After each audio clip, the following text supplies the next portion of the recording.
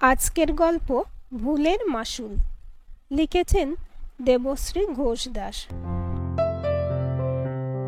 এ বাড়িতে পা দেওয়ার দিন থেকে তিয়াশা একদিনের জন্য শান্তির ঘুম ঘুমাতে পারেনি। তিয়াশা আর অভির দেখাশোনা করেই বিয়ে। তার যে মেয়েকে একদিন তার শাশুড়ি নিজে পছন্দ করে দেখে ছেলের বিয়ে দিয়েছে, এখন সেই মেয়েই তার চোখের বালিতে পরিণত হয়েছে।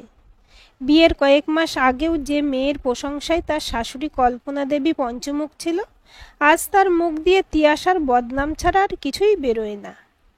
তিয়াশার স্বামী অভি পেশায় ডাক্তার। সারাদিন তার পেশেন্টদের নিয়েই কেটে যায়। ভীষণ ব্যস্ত একজন মানুষ সে। বিয়ের 8 মাস কেটে গেছে, এখনও তার সময় হয়নি তিয়াশাকে নিয়ে কাছে পিঠে কোথাও ঘুরতে যাবে।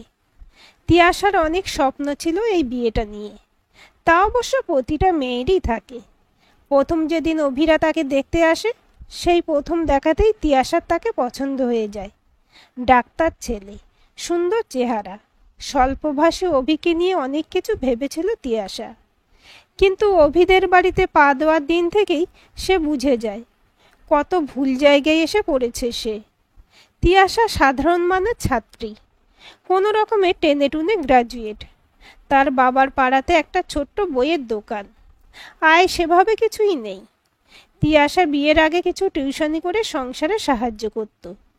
তার মা রান্না করে আশপাশের 5-6টা বাড়িতে খাবারের হোম ডেলিভারি করে। এইভাবেই চলছিল তাদের জীবন। হঠাৎ এক বিয়ে বাড়িতে তিয়াশাকে দেখে খুব পছন্দ হয়ে যায় অভির মা কল্পনা দেবীর। অভি তার বাবাকে খুব ছোট্টবেলায় হারিয়েছে, তাই জন্য তার মায়ের কথাই হলো তার কাছে বেদবাক্যের সমান। কল্পনা দেবী ছেলের মত না নিয়েই বিয়ে বাড়িতেই প্রস্তাব দেয় তিয়াশার মা বাবাকে। আরও বলেন যে 1 সপ্তাহের মধ্যেই নিজের ভাসুর, দেওর, যাদের আর দাদা বৌদিকে নিয়ে তাদের বাড়িতে যাবে পাকা কথা বলতে। সেই মতন 1 সপ্তাহের মধ্যেই তিয়াশাদের বাড়ি যাওয়া আর পাকা কথাও হয়ে যায়। তিয়াশার বাবা মাও যেন হাতে চাঁদ পায়। এত ভালো পাত্র আর এত অবস্থাপন্ন পরিবারে তাদের মেয়ে বউ হয়ে যেতে পারবে ভেবেই তাদের আনন্দের আর শেষ থাকে না। শুরু হয় বিয়ের আগের আর পরের ভোল পাল্টানোর গল্প। তিয়াশা বিয়ের পরেও টিউশনি করতে চেয়েছিল, কিন্তু সে বাড়িতে নাকি এই নগণ্য কাজ কেউ করে না। সে বাড়িতে সব ব্যারিস্টার, ডাক্তার, ইঞ্জিনিয়ার। সেখানে তিয়াশা কি? অতি তুচ্ছ। সেটা বারবার তাকে চোখে আঙুল দিয়ে বুঝিয়ে দেওয়া হতো। আজ 8 মাস পরেও অভির সাথে কোনো রকম বন্ডিং গড়ে ওঠেনি। হ্যাঁ, হয়তো সমাজের চোখে তারা স্বামী স্ত্রী, ঘটা করে বিয়েও হয়েছে তাদের, কিন্তু বন্ধুত্ব গড়ে ওঠেনি। বন্ধ ঘরের মধ্যে অভি যেন ভীষণ আড়ষ্ট তিয়াশার কাছে। আর মা সম্পর্কে কোনো কিছুই শুনতে চায় না অভি। চেম্বার করে বাড়ি ফিরেই অভি ঢুকে যায় তার মায়ের ঘরে। গল্প, হাসির শব্দ শুনতে পায় সে। সেটা নিয়ে অবশ্য তিয়াশার কোনো আপত্তি নেই। সে শুধু চায় অভি তার মায়ের ঘরে 4 ঘন্টা থাকলে তার পাশে বসেও যেন 1 ঘন্টা গল্প করে। তিয়াশা কল্পনা দেবীর ঘরে অভির খাবার নিয়ে গিয়ে বসে। যখন তাদের আড্ডায় সামিল হতে ঠিক তখনই কল্পনা দেবী কড়া ভাষায় বলে ওঠে, মা ছেলের কি একটু ব্যক্তিগত সময়ও হতে পারে না বৌমা? সব সময় আমাদের মাঝে তোমার না ঢুকে পড়লেই নয়। ঠিক একইভাবে মায়ের সাথে সমান তালে তাল দেয় অভি। সকাল থেকে রাত শুধু রান্নাঘর আর নিজের বেডরুম, এই হলো তিয়াশার জগৎ। তিয়াশা তার মা বাবাকেও কিছু বলে উঠতে পারে না। কি বলবে? যারা এত শখ করে মেয়ের এত ভালো বাড়িতে বিয়ে দিয়ে এখন নিশ্চিন্তে ঘুমোচ্ছে, তাদের শান্তির ঘুম কিভাবে কেড়ে নেবে সে? অভি বিশাল ডাক্তার কিনা, তাই তিয়াশার বাপের বাড়িতে পা দেয় না, স্ট্যাটাসে বাঁধে। কল্পনা দেবীর করা নিষেধাজ্ঞা, শ্বশুর বাড়িতে গিয়ে তাদের বাড়ির ছেলেরা থাকে না। তাই 2 মাস অন্তর 4-5 দিনের ছুটিতে যখন তিয়াশা মা বাবার কাছে যায়, সেটাও তাদের বাড়ির ড্রাইভার গিয়ে ছেড়ে আসে। অভি যায় না। মা বাবাকে 1000টা গল্প বানায় তিয়াশা। অভির নাকি প্রচণ্ড কাজের চাপ, ডাক্তার জামাই বলে কথা। কিভাবে আসবে সে এ বাড়ি? তারও তো সময় কোথায়? বিয়ের পর থেকেই তিয়াশা হয়েছে হাসির খোরাক। তার নাকি কোনো গুণই নেই। না সে সুন্দরী, না আছে এবারের যোগ্য এডুকেশনাল কোয়ালিফিকেশন। মেধার দৌড়ে সে লাস্ট, আর তার স্ট্যাটাসও বড়ই নিম্নমানের। তিয়াশা কাঁদে আর ভাবে একটা কথাই, তবে কেন তার শাশুড়ি মা তাকে এবাড়ির বউ করে নিয়ে এলো? আর তার স্বামী অভি বা কী কারণে তাকে মুখ বুজে মেনে নিল। সে বোঝে না তার জীবনটা এভাবে নষ্ট করার মানে কি। একটা বছর কেটে যায়, বিবাহবার্ষিকী আসে অভি আর তিয়াশার। সেদিন সন্ধ্যায় বহুদিন পর সুন্দর করে পরিপাটি করে নিজেকে সাজায় তিয়াশা। আয়নার সামনে দাঁড়িয়ে সত্যিই সে নিজের দিক থেকে চোখ ফেরাতে পারছিল না। তার স্থির বিশ্বাস আজ অভি তাকে ঠিকই ভালোবাসবে। দরজা ঠেলে ঘরে ঢোকে অভি। তিয়াশার মুখের উপর ছুঁড়ে দেয় ডিভোর্স পেপার। সাইন করে দে, তোর সাথে থাকা আমার পক্ষে ইম্পসিবল, মুক্তি চাই তোর থেকে আমি। তিয়াশা অবাক হয়ে যায় অভির মুখের ভাষা দেখে। তুই তোকারি করছো অভিতাকে, এত খারাপ ব্যবহার। অভির মুখ থেকে বেরিয়ে আসছে মদের গন্ধ। কল্পনা দেবী আজ বাড়িতে নেই, দাদার শরীর ঠিক নেই তার, তাই দিন কয়েকের জন্য উনি বাপের বাড়ি গেছেন। অভি ঘর থেকে বেরিয়ে যেতেই তিয়াশা শান্তভাবে তার ব্যাগ গুছিয়ে নেয়। তার মা বাবার দেওয়া সব কিছু নিয়ে নেয় নিজের সাথে। তারপর মাটিতে পড়ে থাকা ডিভোর্স পেপারে সাইন করে বেরিয়ে পড়ে অজানার উদ্দেশ্যে। হ্যাঁ, অজানার উদ্দেশ্যেই। সে ফিরে যাবে না তার বাবা মার কাছে, ফিরবে না আর কখনো এই বাড়িতে। তার গন্তব্য এখন অজানার উদ্দেশ্যে। 8 বছর পর স্কুল থেকে বেরিয়ে আজ অনেক কেনাকাটা করার আছে তিয়াশার। হ্যাঁ, তিয়াশা চাকরি করে একটি সরকারি স্কুলে। সেই দিন ও বাড়ি থেকে বেরিয়ে ট্রেন ধরে সোজা হলদিয়া উপস্থিত হয় তিয়াশা। তার ছোট্টবেলার এক বান্ধবী প্রিয়ার বাড়ি সেখানে। প্রিয়ার বাবা বদলি হয়, ক্লাস 7-এ পড়ার সময় তারা সেখানে চলে যায়। তবে তিয়াশার সাথে ফোনে বেশ যোগাযোগ ছিল তার। প্রিয়া সবসময় সব ক্ষেত্রে তাকে মানসিক জোর দিয়ে গেছে। তাই যখন তিয়াশার সামনে আর কোনো রাস্তা দেখতে পাচ্ছিল না, ঠিক তখনই মনে পড়ে তার প্রিয়ার কথা। প্রিয়া আর তার মা বাবা তাকে সাদরে গ্রহণ করে নিজেদের বাড়িতে। তিয়াশার সামনে ওই 3 জন মানুষ সেই সময় ভগবান রূপে এসেছিল। প্রিয়া আর তার বাবা মায়ের উৎসাহ আর চেষ্টায় সাফল্য আসে তিয়াশার জীবনে। তিয়াশার জন্য পরীক্ষার ফর্ম তুলে আনা, রাতভর জেগে তিয়াশাকে পরীক্ষার প্রিপারেশনে সাহায্য করা, তাকে প্রেরণা দেওয়া, এটাই ছিল গত 5 বছরে প্রিয়ার মূল লক্ষ্য। প্রিয়া নিজেও অত্যন্ত মেধাবী একজন মানুষ। একটি কলেজের লেকচারার হিসেবে জয়েন করেছে সেও। প্রিয়া ঠিক করেছে সে বিয়ে করবে না। বিয়ে নামক বস্তুটার উপর বিশ্বাস নেই খুব একটা তার। তার জীবনে মূল মন্ত্র একটাই, নিজের জন্য বাঁচতে হবে আর নিজের মা বাবার জন্য বাঁচতে হবে। স্বাধীন বাধাহীন পাখির মতন জীবন কাটাতে হবে। সকল আত্মীয় স্বজন পাড়া প্রতিবেশী কারোর কথাই কান দিতে রাজি নয় সে। প্রিয়ার বাবা মাও অত্যন্ত ভালো মানুষ। পরকে আপন করে বুকে টেনে নিতে তারা বিন্দুমাত্রও ভাবে না। তার উপর নিজের মেয়ের প্রত্যেকটা ডিসিশনে তারা সহমত সব সময়। এতগুলো বছর প্রিয়াদের বাড়িতে তিয়াশা ওই বাড়ির মেয়ে হিসেবে থেকে গেল। তিয়াশা কতই না বোঝাতো প্রিয়াকে যে প্রিয়া, আমার অন্তত কিছু টিউশনি বা পার্ট টাইম জব করতে দে, এভাবে বসে বসে তোদের বাড়িতে খেতে আমার ভালো লাগে না। কিন্তু না, প্রিয়ার বাবা মা আর প্রিয়া শোনেনি কোনো কথা। তাদের শুধু একটাই কথা, মন দিয়ে পড়াশোনা করে পরীক্ষা দিয়ে একটা চাকরি তিয়াশাকে পেতেই হবে। আজ শপিং মলে কেনাকাটা করতে করতে সেই সব দিনগুলোতে ফিরে যাচ্ছিল তিয়াশা। বাবা মায়ের সাথে সেই কঠিন সময়গুলোতে যোগাযোগ করেছিল সে। কিন্তু নিছক মধ্যবিত্ত মানুষদের মতন চিন্তাধারা পোষণ করেছিল তিয়াশার বাবা মা। তাদের পছন্দ যে ভুল হতে পারে তারা মানতেই রাজি হননি। এক বাক্যে তিয়াশাকেই কাঠগড়ায় দাঁড় করিয়ে দিয়ে বলেছিল, দোষ তোর, তুই মানিয়ে নিতে পারিসনি। এত এডুকেটেড ফ্যামিলি, এত অবস্থাপন্ন পরিবারে গিয়েও সেখানে টিকতে না পারার সব দোষ নাকি তিয়াশারই। কেন তাদেরকে না জানিয়ে সে ডিভোর্স দিয়েছে? কিভাবে তার জন্য আত্মীয় স্বজনের সামনে তাদের মাথা কাটা যাচ্ছে? শুধু এই অপবাদগুলো তাকে হজম করতে হয়েছিল। তিয়াশা আর কথা বাড়ায়নি সেদিন। তবে মাঝে মধ্যে ফোন করে খবর নিত তাদের। কিন্তু তারা কখনো ভুলেও জিজ্ঞেস করেনি তাকে সে কোথায় আছে আর কিভাবে আছে, কেমনভাবেই বা তার দিন চলছে। জেদ ক্রমশ বেড়ে যাচ্ছিল তিয়াশার। বিবাহিত জীবনে পাওয়া চরম অপমান অসম্মান আর মা বাবার কাছ থেকে পাওয়া এই তীব্র উদাসীনতা তাকে এগিয়ে নিয়ে যাচ্ছিল যেন তার লক্ষ্যের চূড়ায়। রাত জেগে পড়াশোনা করা, বিভিন্ন জায়গায় চাকরির ইন্টারভিউ দেওয়া, এই হয়ে গিয়েছিল তার ধ্যান জ্ঞান। বিশাল কিছু না হোক, তবে সামান্য কিছু যে তাকে করতেই হবে নিজের জন্য, যাতে নিজের খাওয়া পড়া থাকার এক নিশ্চিন্ত দায়িত্ব সে নিজেই নিতে পারে। মায়ের জন্য আজ সে 4টে শাড়ি কিনেছে, বাবার জন্য 2টো পাজামা পাঞ্জাবি শার্ট প্যান্ট। পরের সপ্তাহে সে যাবে মা বাবার কাছে ওগুলো দিয়ে আসতে, সামনেই যে পুজো। আর শপিং করেছে তার এই বাবা মায়ের জন্য, অর্থাৎ প্রিয়ার বাবা মায়ের জন্য। প্রিয়ার মা সাজতে খুব ভালোবাসে, তার জন্য সাজের জিনিস, শাড়ি, প্রিয়ার জন্য salwar suit, jeans top, long skirt, প্রিয়ার বাবার জন্য জামা, ঘড়ি, সব কিছু কিনে তার 2 হাত একদম ভর্তি হয়ে গেছে। আজ বেশ কয়েক মাস হলো সে মেদিনীপুর টাউনে থাকে, সেখানেই তার স্কুল।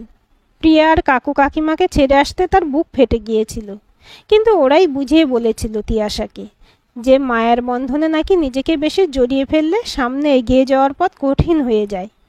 তিয়াশা হেসে ফেলে, সত্যিই ওই মানুষগুলো তাকে দাঁড় করানোর জন্য কি না করেছে। আর আজ 3টে বছর তাদের থেকে দূরে তার জীবন সে কাটিয়েও ফেলেছে। তবে মাসে অন্তত 2বার সে হলদিয়ায় যায়, ওই মানুষগুলোর সাথে সময় কাটিয়ে আসে। শপিং মল থেকে বেরিয়ে এসে বাসের অপেক্ষা করছে তিয়াশা। হঠাৎই সামনে এক বয়স্কা মহিলাকে দেখতে পায় সে। গাছের তলার বেদিতে বসে ভীষণ হাঁপাচ্ছে মাথা নিচু করে। তিয়াশা লক্ষ্য করে মহিলাটির হাত পা কেমন কাঁপছে। ছুটে যায় তিয়াশা। আন্টি, ও আন্টি, খুব কষ্ট হচ্ছে? জল খাবেন একটু? মুখটা তুলুন না, আপনার চোখে মুখে একটু জল দিয়ে দিই। বেদির উপর হাতের ব্যাগগুলো রেখে তিয়াশা তার মুখটা 2 হাত দিয়ে তুলে ধরে। এ কি? এ কাকে দেখছে সে? এ কি চেহারা হয়েছে মানুষটার? চোখ মুখ বসে গিয়ে, চোখের তলায় কালি পড়ে গিয়ে, সেই নিটোল মুখ আর তো নেই। গালগুলো কেমন ঢুকে গেছে। একসময় তার উপর ভীষণভাবে মানসিক অত্যাচার করা সেই মানুষটার জন্যই একদমকাই তিয়াশার চোখ জলে ভরে যায়। সে নিজেও বুঝতে পারে না যে এই মানুষটা তাকে এত কটু কথা শুনিয়েছে, যে মানুষটা একসময় তার কান্নার আর তার হাহাকারের কোনো মূল্য দেয়নি, সেই মানুষটার জন্য তার চোখে এত জল কেন? কল্পনা দেবী কেমন ফ্যালফ্যাল করে তাকিয়ে আছে তিয়াশার দিকে। 8 বছর আগে সেই সরল ঘরোয়া মেয়েটার সাথে আজকে তিয়াশা, এ যেন আকাশ পাতাল তফাৎ। সবসময় পরিপাটি হয়ে থাকা কল্পনা দেবী যখন বাড়ির অন্য যাদের সামনে তিয়াশার ড্রেস সেন্স নিয়ে হাসাহাসি করত, তখন তিয়াশার মাটিতে মিশে যেতে ইচ্ছে করত। কিন্তু আজ কল্পনা দেবী অবাক হয়ে দেখছে তার প্রাক্তন বউমাকে। কি পরিপাটি করে তসরের শাড়িটা পরেছে সে, চুলটা কি সুন্দর টান টান করে খোঁপা করে বাঁধা। এক ঝলকে না চাইতেও কল্পনা দেবী চোখ চলে গেল তিয়াশার সিঁথির দিকে। কই, সিঁথিতে তো নেই কোনো লালচে আভা। তবে কি তিয়াশা বিয়ে করেনি? দরজার চাবিটা খুলে তিয়াশা কল্পনা দেবীর হাত ধরে তার বাড়ির ভিতরে নিয়ে এলো। আলোগুলো জ্বালিয়ে জানালাগুলো খুলে দিল। আসুন মা, আসুন, একটু বসুন, আমি গিজারটা চালিয়ে দিচ্ছি। জল গরম হলে ভালো করে মুখ হাত পা ধুয়ে ফ্রেশ হয়ে নেবেন। এই বলে তিয়াশা কোমরে শাড়িটা গুঁজে বাথরুমের দিকে গেল। হু হু হাওয়ায় ভরে যাচ্ছে ঘরটা। দক্ষিণ খোলা যে। না, কল্পনা দেবী বসতে পারল না। বারান্দার ধারে গিয়ে দাঁড়ালো। বারান্দায় ভর্তি কত রকমের বাহারি গাছ, কত সুন্দর সুন্দর ফুল। ঠান্ডা হাওয়ায় যেন আনন্দে মাথা নাড়াচ্ছে তারা। মন প্রাণ জুড়িয়ে যেতে লাগলো তার হাওয়ার সাথে মিশে আসা ফুলের গন্ধে। চোখ বন্ধ করে বলে উঠলেন, শান্তি, শান্তি। আজ কতদিন পর যেন মন প্রাণ শান্তিতে জুড়িয়ে যাচ্ছে আমার। মা, আসুন আপনি, জল গরম হয়ে গেছে। কাপড়টা ছেড়ে রেখে দিন, কেচে দেবো আমি। এই নিন শাড়িটা, ফ্রেশ হয়ে এটা পরে নিন। হাঁ করে তাকিয়ে আছে কল্পনা দেবী তিয়াশার দিকে। তিয়াশা ইতস্তত করে বলল, মা, এই শাড়িটা একদম নতুন শাড়ি, আমি একবারও গায়ে দিইনি। আপনি স্বচ্ছন্দে এটা পরতে পারেন। আমি তো জানি মা, আপনি আমায় কতটা অপছন্দ করেন। আমার গায়ের ছোঁয়াও আপনার অপছন্দ। মনে মনে বলে উঠল তিয়াশা।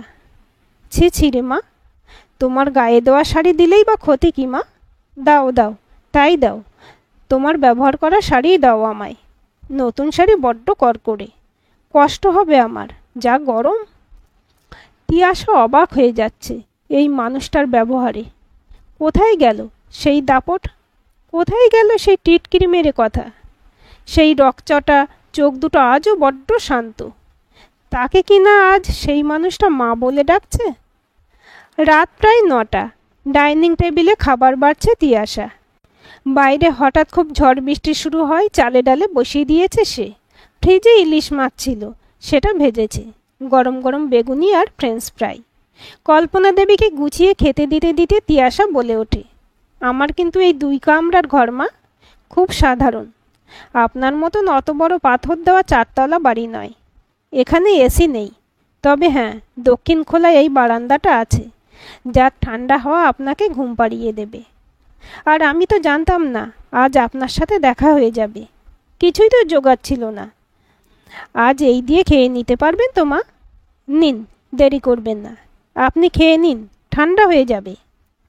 হাউ হাউ করে কেঁদে উঠল কল্পনা দেবী তিয়াশার হাত দুটো ধরে। আহা, কি করছেন মা? আপনি কাঁদছেন কেন? আমি কিন্তু এভাবে দেখতে আপনাকে অভ্যস্ত নই। আমি যে একটা বছর আপনাকে দেখেছি, আপনি কিন্তু খুব স্ট্রং একজন মানুষ। ওটাকে স্ট্রং হওয়া বলে না মা, ওটাকে বলে দম্ভ। স্ট্রং তো তুমি মা, যার আত্মসম্মান আর আত্মবিশ্বাস এতটাই তীব্র যে নিজের স্বামীর এক কথাতেই তাকে কোনো প্রশ্ন না করে সেই রাতেই ঘর ছাড়ে। পিছন ফিরে আর তাকিয়েও দেখেনি। কোনো সাহায্য নিয়ে সচেষ্টায় সাফল্য অর্জন করেছে। আহা, থাক না মা এইসব কথা। আমি আর আমার অতীত আঁকড়ে পড়ে থাকতে চাই না। যেদিন ও বাড়ি থেকে বাইরের জগতে পা বাড়িয়েছি, ও বাড়ির সাথে আমার সমস্ত মানসিক যোগাযোগ ছিন্ন হয়ে গেছে। সত্যিই কি তাই মা? তা যদি হতো, তবে আমায় ওইভাবে অসুস্থ দেখে তুমি রাস্তাতেই ফেলে চলে আসলে না কেন? কেন আমায় নিয়ে ডাক্তারখানায় গেলে? কেন আমার জন্য ওষুধপত্র কিনে আমায় নিয়ে তোমার বাড়ি এলে? মুচকি হাসল তিয়াশা। ওটা আমার স্বভাব মা। কথায় আছে না, স্বভাব যায় না মলে। ঠিক সেই রকমই ভাবতে পারেন। আমি বরাবরই ওই রকম। আপনি আমার মায়ের মতন। আপনার জায়গায় আপনার মতন আর যে কেউ থাকলেও আমি তাকে ঠিক এইভাবেই কেয়ার করতাম। হাতটা ঠকঠক করে কাঁপছে কল্পনা দেবীর। স্নায়ুর ব্যামতার। তিয়াশা হাঁ করে তাকিয়ে থাকে তার প্রাক্তন শাশুড়ি মায়ের কম্পিত হাতের দিকে। কাঁটা চামচ দিয়ে সফিস্টিকেটেডভাবে খাওয়া হাতের এ কী অবস্থা! হাতের শিরা উপশিরা সব ফুটে উঠেছে। এগিয়ে গেল তিয়াশা কল্পনা দেবীর দিকে। আমি খাইয়ে দিচ্ছি আপনাকে। মা যেমন তার সন্তানকে ভাত মেখে খাইয়ে দেয়, ঠিক সেইভাবে তিয়াশা খাওয়াতে লাগলো কল্পনা দেবীকে। মাছের কাঁটা বাছতে বাছতে তিয়াশা বলে উঠল, আপনার ছেলে তো মাছের কাঁটা বেছে কোনোদিন খেতে পারতো না মা। এখনো কি আপনিই ওকে খাইয়ে দেন কাঁটা বেছে? নাকি কাঁটা বাছার লোক এসে গেছে? কল্পনা দেবী কথাটা শুনেই তাকালো তিয়াশার দিকে। তিয়াশার চোখটা জলে ভরা। এই যে বললে সব বন্ধন তুমি পিছনে ফেলে এসেছ, তার মানে কি আজও আমার ছেলেটাকে তুমি? থাক মা। কল্পনা দেবীকে মাঝপথেই থামিয়ে দিল তিয়াশা। ওনার মুখে ওনার ছেলের প্রতি ভালোবাসা আছে কি না এখনো, এই কথাটা শুনে যেন অন্তর অব্দি জ্বলে পুড়ে গেল তিয়াশার। যখন সে তার মন প্রাণ দিয়ে সংসারটা করতে চেয়েছিল, যখন অভিকে সে তার সবটুকু উজাড় করে ভালোবাসতে চেয়েছিল, তখন তারা মা ছেলে মিলে শুধু আঘাতের পর আঘাত দিয়ে গেছে তাকে। তার ভালোবাসা তো তখন তারা বোঝেইনি। তাহলে আজ কেন? অভি আর নেই রে মা, ও মারা গেছে। ফুঁপিয়ে কেঁদে উঠল কল্পনা দেবী। কল্পনা দেবীর কথা শুনে মাথাটা কেমন টলে গেল তিয়াশার। চোখটা ঝাপসায় উঠল তার। এক নিমেষে পিছিয়ে গেল সে 8 বছর আগের দিনগুলোতে। হয়তো অভি তাকে কোনোদিন ভালোই বাসেনি, কিন্তু সে যে বড় ভালোবাসত অভিকে। তার যে কোনো স্বপ্নই ছিল না। স্বপ্ন ছিল একটাই, চুটিয়ে সংসার করবে, অভিকে ভালো রাখবে, আর অনেক অনেক ভালোবাসা নেবে অভির থেকে। তিয়াশা ছুটতে গেল তার বেডরুমে। কাঁদতে কাঁদতে আলমারিটা খুলে শাড়ির ভাঁজের ভিতর থেকে অভির ছবিটা বার করে বুকের মধ্যে চেপে ধরল। কল্পনা দেবী আস্তে আস্তে তিয়াশার ঘরের দরজার সামনে দাঁড়ালো। তিয়াশাকে পাগলের মতন অভির ছবি আঁকড়ে কাঁদতে দেখছে সে। এখনো এত ভালোবাসে মেয়েটা তার ছেলেকে, ডিভোর্সের 8 বছর পরেও। কই, কখনো তো যোগাযোগের চেষ্টা করেনি তার বৌমা। একবারের জন্য নিজের অধিকারের দাবি তোলেনি তাদের সামনে। এত অভিমান জমা করে রেখেছিল মেয়েটা নিজের বুকের ভিতর। কি হয়েছিল মা ওর, যে অকালে ওকে এভাবে চলে যেতে হলো? ও তো আমার কাছ থেকে মুক্তি চেয়েছিল, তাই তো দিয়েছিলাম ওকে। তবে কি এমন ঘটল যে ও এভাবে? কান্নায় আবারও ভেঙে পড়ল তিয়াশা। শুনতে পারবে তুমি? সেই শক্তি আছে তোমার? এসো মা আমার কাছে, এসো, আজ সব বলবো তোমায়। ঠিক কী ঘটেছিল তুমি চলে যাওয়ার পরে। তুমি সেদিন ও বাড়ি থেকে বেরিয়ে যাওয়ার পর অভিকে মাটিতে অজ্ঞান অবস্থায় পাওয়া গিয়েছিল।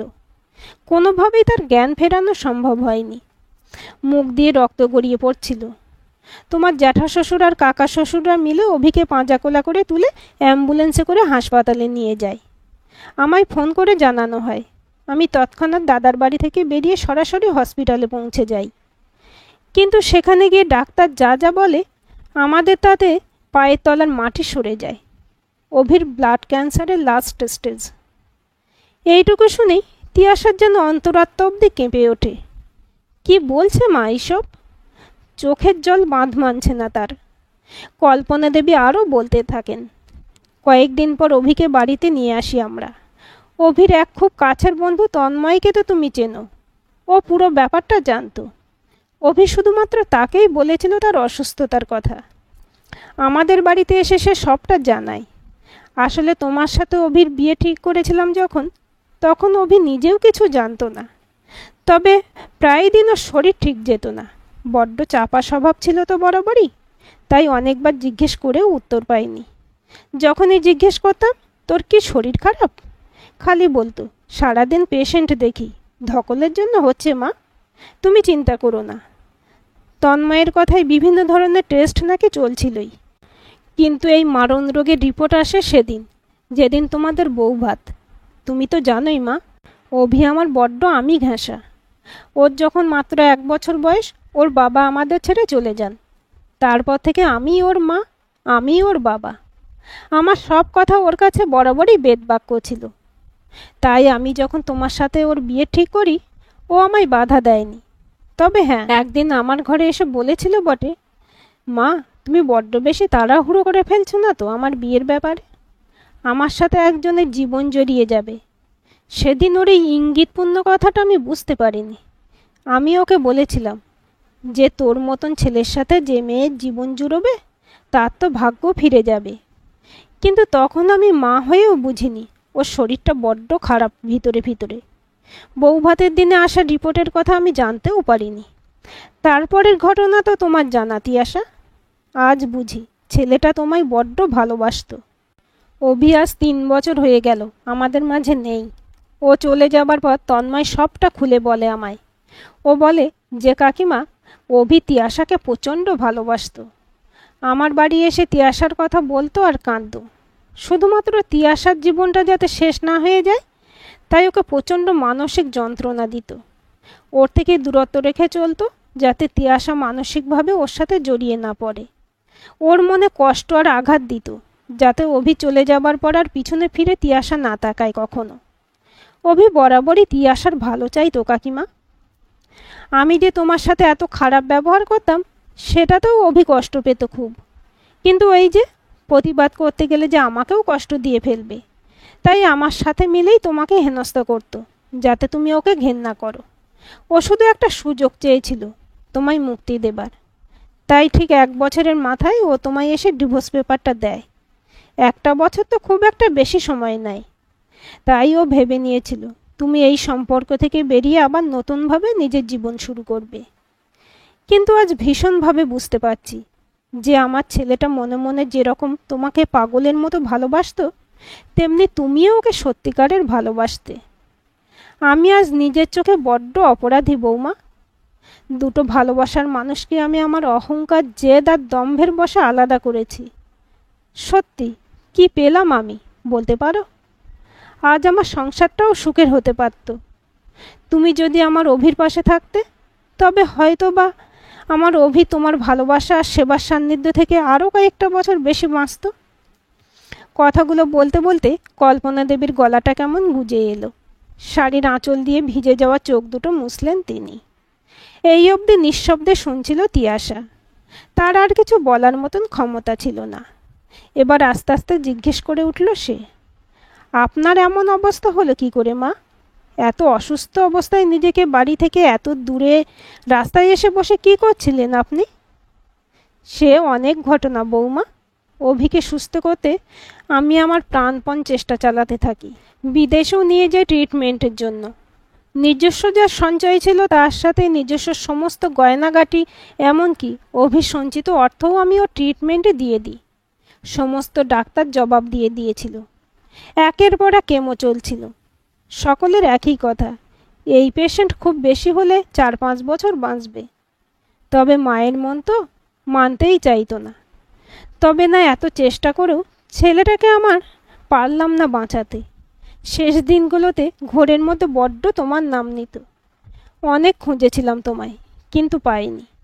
তোমার মা বাবার কাছেও গিয়েছিলাম, কিন্তু তারা আমায় দেখে মুখের উপর দরজা বন্ধ করে দেন। কোনো কথা বলতে চাননি। হ্যাঁ, কথা বলবেনই বা কেন? দোষী তো আমি। নিজের হাতে সবটা শেষ করেছি। অভি চলে যাওয়ার পর ও বাড়ির সকলের রুদ্রমূর্তি প্রকাশ পায়। হাতে আমার কোনো পয়সা কড়ি ছিল না। যে যাদের সাথে মিলে তোমায় টিটকিরি করতাম, তারা আমাকেও এবার কাজের লোকের মতন ট্রিট করতে শুরু করে। আমায় দিয়ে রান্না করানো, বাসন মাজানো সব করাতো। আমার কিছু করারও ছিল না। ওরা দয়া করে আমায় দুবেলা দুটো খাবার দিত। এটাই ছিল আমার অনেক পাওনা। অপমান অসম্মান কাকে বলে সেই প্রথম আমি বুঝতে পারি। বিবেকের দংশনে ক্ষত বিক্ষত হচ্ছিলাম আমি। বুঝতে পারছিলাম কি মারাত্মক কষ্টের মধ্যে দিয়ে তুমি গিয়েছিলে। হঠাৎই একদিন তোমার এক আত্মীয়ার সাথে আমার দেখা হয়। তার কাছেই শুনি যে তুমি এই শহরেই একটা সরকারি স্কুলে চাকরি করো। কোন স্কুল সে বলতে পারেনি। এই শহরেই প্রতি মাসে আমি আসি আর তোমাকে খুঁজে বেড়াই। তুমি কিন্তু আমায় ভুল ভেবো না মা। আমি নিজের আঁখের গোছাতে তোমায় খুঁজিনি। শুধু ক্ষমা চাওয়ার ছিল তোমার কাছে। যে পাপ আমি করেছি তোমার সাথে, তাতে যা শাস্তি দেবে আমায় তুমি, আমি মাথা পেতে নেব। কল্পনা দেবীকে কি শাস্তি দেবে সে? আজ তিয়াশার নিজেকে সবচেয়ে বেশি অপরাধী বলে মনে হচ্ছে। সে নিজের স্বামীর মানসিক আর শারীরিক অবস্থার এতটুকুও আঁচ পেল না। সে শুধুমাত্র অভির ওপরের কড়া ভাবটাই দেখল, তার মনের ভিতরটা পড়ার তো কই একবারের জন্য চেষ্টা করল না। আর তাদের বিবাহবার্ষিকীর দিন যখন অভি ড্রিঙ্ক করে এসে তার মুখের উপর ডিভোর্স পেপারটা ছুঁড়ে মারল, তখনই সে সব কিছু ছেড়ে বেরিয়ে না এলে হয়তো আজও অভি তার ভালোবাসার আশ্রয়ে বেঁচে থাকত। অভি একজন স্বামী হিসেবে তার ভালোর জন্য কি প্রচণ্ড মানসিক টানাপোড়েন নিয়ে এত স্যাক্রিফাইস করে গেছে, অথচ সে কি করল স্ত্রী হিসেবে? হয়তো সে আরও একটু চেষ্টা, আরও একটু অপেক্ষা করলে অনেক কিছু বদলাতে পারত আজ। কিন্তু তার আত্মসম্মান বোধের কাছে ভালোবাসা, মায়া, পিছুটান এই শব্দগুলো ফিকে হয়ে গিয়েছিল। ধীরে ধীরে এগিয়ে গেল তিয়াশা কল্পনা দেবীর কাছে, জড়িয়ে ধরল একজন অসহায় মাকে তার বুকের মধ্যে। মা, তবুও তো আপনি নিজের ছেলেকে বাঁচিয়ে তোলার জন্য কত চেষ্টা করেছেন, কিন্তু আমি কি করতে পেরেছি? কিচ্ছু না। আমরা দুজনেই যে নিজের নিজের ভুলের মাসুল দিচ্ছি আজ। যে যাওয়ার সে তো চলে গেল, কিন্তু যাওয়ার আগে সব ভুল বোঝাবুঝি মিটিয়ে দিয়ে গেল। চলুন না মা, আমরা দুজন নিজেদের ভুলগুলো শুধরে নিই। কাল আমি আপনাকে নিয়ে ও বাড়ি যাব। সমস্ত কিছু গুছিয়ে নিয়ে আপনাকে আমি আমার এই বাড়িতে নিয়ে চলে আসব চিরকালের মতন। আপনার ছেলে চলে গেছে, মেয়ে কিন্তু বেঁচে আছে। আমার পাওনা আদর ভালোবাসা এখন থেকে আপনি দেবেন আমায়। আর আপনার প্রতি অভির সব দায় দায়িত্ব আজ থেকে আমি পালন করব। একে অপরের ভরসার শেষ সম্বল হব আমরা। দেখবেন আমাদের অভি কত খুশি হবে। দুই মা মেয়ে তো অভির ছবিটার দিকে তাকালো সজল চোখে। কেন জানি দুজনেরই মনে হলো অভি হাসছে। আজকের গল্পটি আপনাদের কেমন লাগলো কমেন্ট করে জানাবেন। ভালো লাগলে লাইক, শেয়ার, সাবস্ক্রাইব করবেন এবং নতুন ভিডিও আপডেট পেতে বেল আইকনটি ক্লিক করে রাখুন।